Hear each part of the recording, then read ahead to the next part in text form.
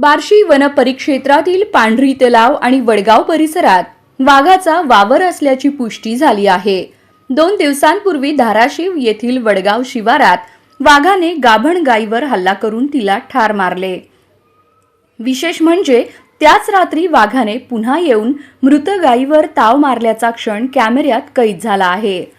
वडगाव येथील पशुपालक बाळासाहेब नरसिंग गाढवे आपल्या 18 जनावरांना चारत असताना हा प्रकार घडला।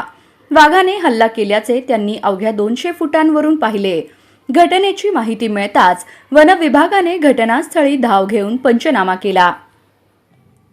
वन विभागाच्या प्राथमिक तपासणीनुसार हा वाघ उक्कडगाव शिवारातून 62 नंबर कुरण क्षेत्र मार्गे पांढरी वन परिक्षेत्रात दाखल झाला। त्यानंतर त्याने गायीला ठार मारले।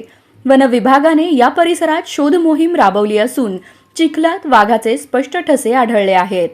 वाघाला जेरबंद करण्यासाठी रेस्क्यू पथक आणि श्वान पथकाच्या मदतीने शोध मोहीम सुरू आहे।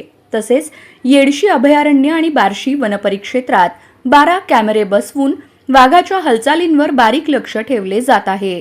वाघाला सुरक्षितपणे पकडण्यासाठी वन विभागाचे प्रयत्न सुरू असून स्थानिक नागरिकांना सतर्क राहण्याचे आवाहन करण्यात आले आहे।